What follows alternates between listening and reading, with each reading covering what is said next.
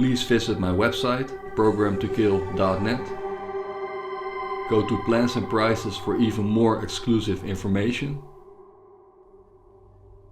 You can also support me now on Patreon.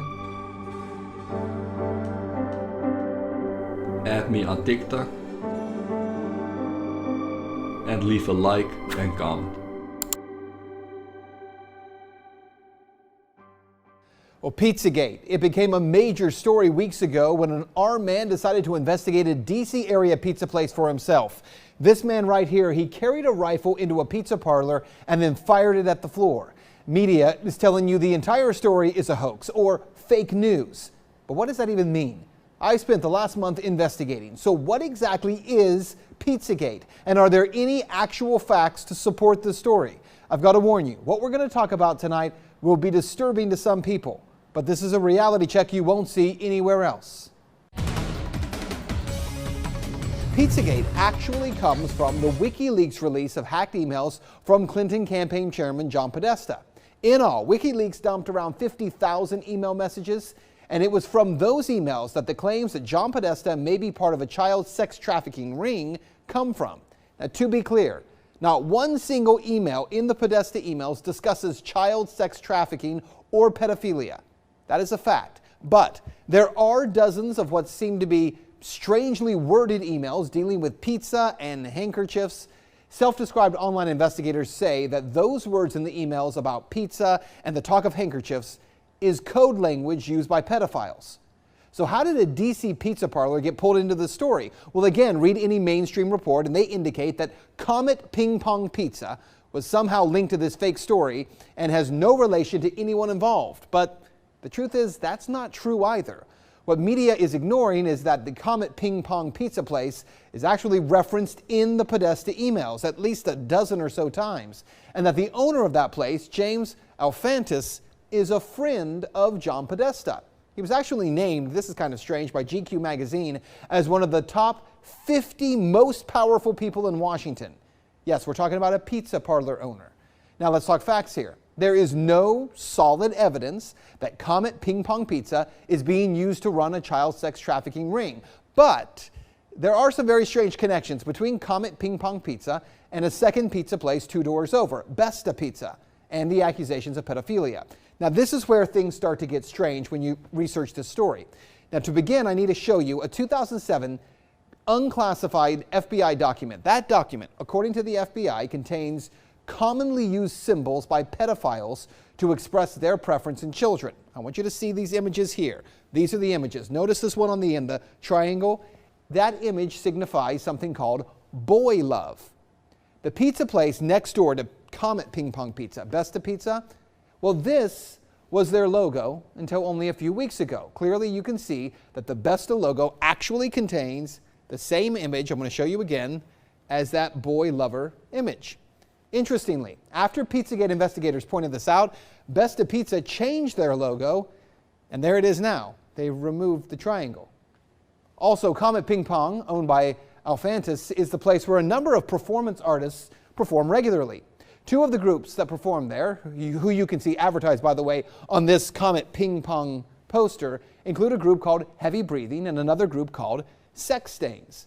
Well, if you check out the YouTube videos by these bands, Heavy Breathing has songs that do joke about pedophilia, and the band Sex Stains has a video that includes, and you see it right there, that same boy lover symbol. It's nearly identical to the one that the FBI does say is a pedophile code symbol for boy love. As I said, there are some strange things there. As for the owner of the pizza place, James Alefantis, well, he was one time in a relationship with David Brock, who ran Media Matters for America. Well, since Pizzagate began to blow up online, he has made his Instagram profile, Jimmy Comet, private. But an archive search of Instagram reveals a number of strange photographs and words with strange and disturbing images associated with them.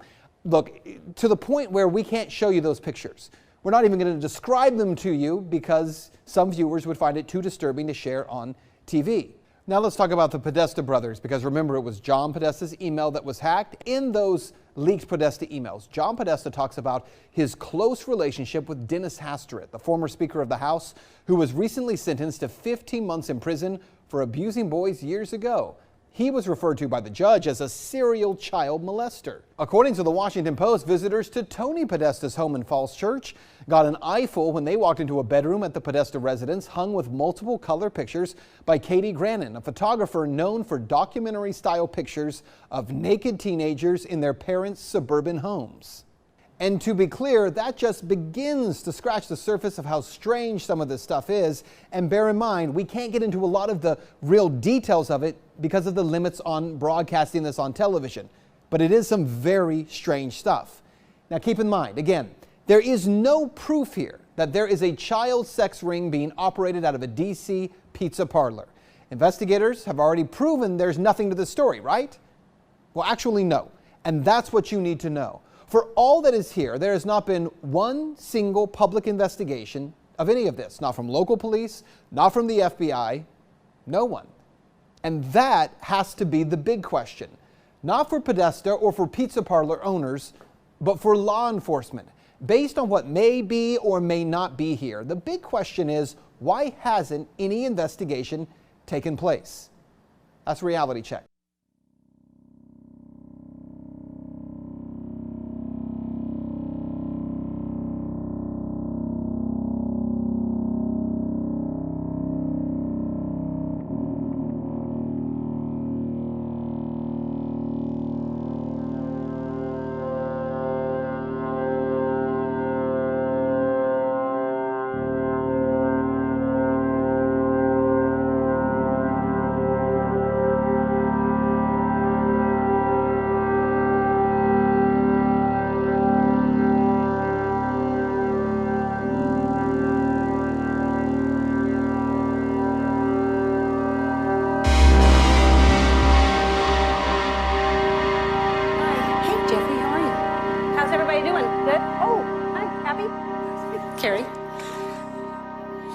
Hungry. I just feel like everybody's got to be hungry right now. Good. I was hoping you'd say that because I have this crazy idea that I will order pizza. And so if I do, I don't want it to go to waste. Who will eat pizza if I...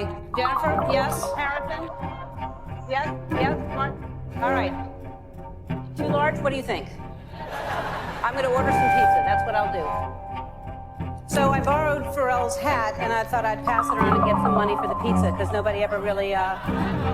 What do you have, Harvey? 200? That's a start. Right? That's a start. Let's see. What do you have, John? What you got, 20?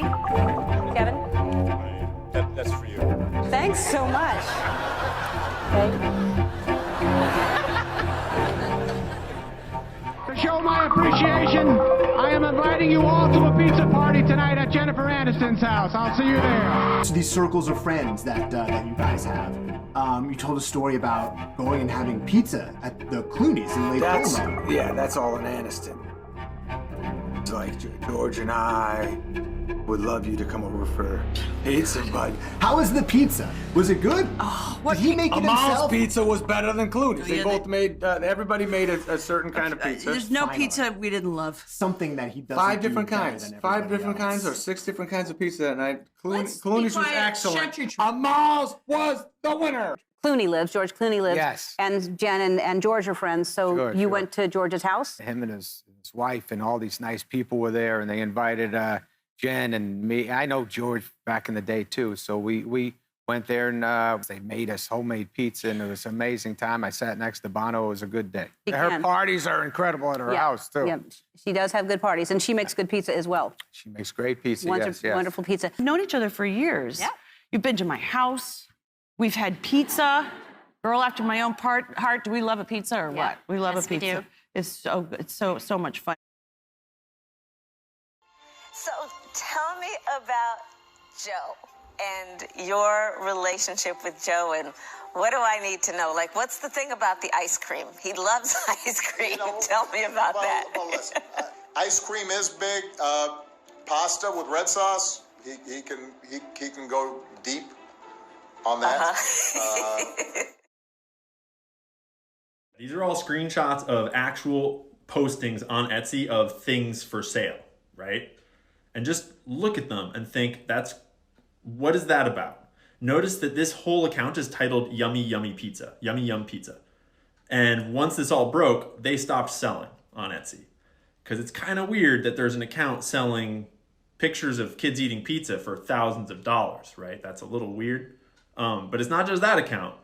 And notice how these accounts have pizza in their names, meaning how is the pizza account going to go and sell real things when they're clearly here to sell pictures of pizza for thousands of dollars, or dolls for 28,000 euros, or drawings for 47,000, or yeah. And when you look at the order info for this one, handmade, delivering from Turkey, and then they stopped selling. Because, yeah, that's kind of weird.